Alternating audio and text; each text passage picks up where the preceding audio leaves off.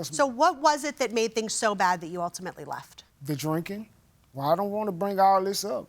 The drinking, constantly drinking. So and I'm a peace man. I'm about peace all the time. The fighting got too much. Yes. Things really deteriorated, and you felt you couldn't stay there. Yes, ma'am. Okay, and where did you go when you had? I actually went to my sister's house. And how long did you stay with your sister? I'm still there. You're still with your sister? Yeah. Okay. Do you have a job? I do. How long did it take you to find a job? Maybe a month. So you got back on your feet and you've had the same job? Same job, yes, ma'am. I worked with my other job when she was with me for over 5 years. So she know I'ma work and I'ma stay working. I have nothing further. I've got a question. When you started working, Mr. Bogan, did you try and make an attempt to pay her something? At the moment, I wasn't making a whole lot of money. I still have I have a 9-year-old son, so child support was tough. I owe $5,000 just because I was unemployed for a year.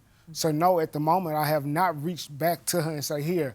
But she knew I was. As soon as I get my money right, I'm going to definitely... So even when you say that you signed this promissory note because you were under some stress, you still felt like you owed her something? I mean, I'm a man of my word. I don't feel like I should do people that way. And I didn't feel I was coerced in the beginning, but I mean, I'm getting phone call after phone call asking for her money. And I'm still being stressed, and I'm not even living with her.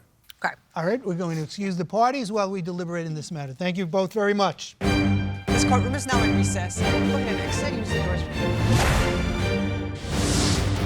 All right, we have a romantic relationship that is certainly not romantic anymore, even though I think the plaintiff and the defendant have known each other for a fairly long time and think that they know each other very well. But absent the written agreement, I can understand you give, I give, we love each other, relationship, we don't keep a tally upon what we're spending on each other. But this written agreement seems pretty solid. It's a game changer.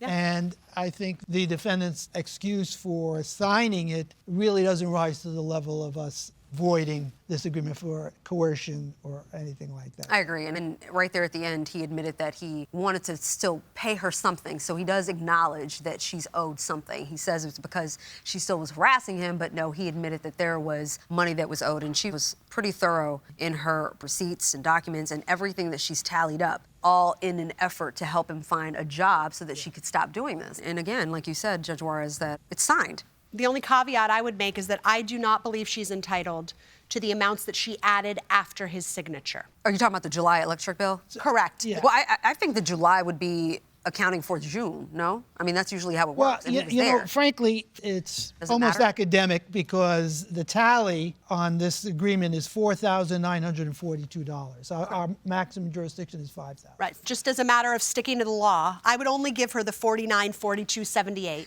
that they agreed on. So she's being petty. No, I'm joking. No, I'm sorry.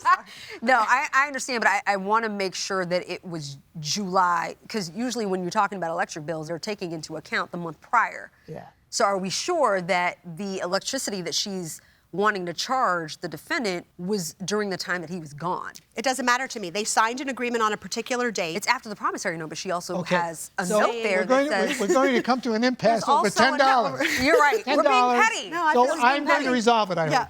Yeah. I would think we could leave the defendant, from his perspective, with a little bit of dignity.